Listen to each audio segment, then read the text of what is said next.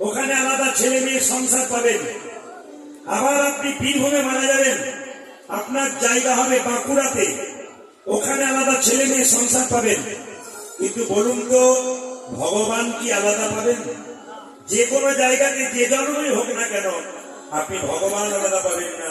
হরিনাম সত্য, এ আছে, এ ছিল, এ থাকবে।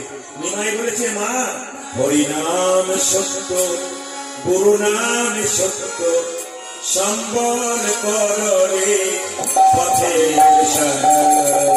হরিনাম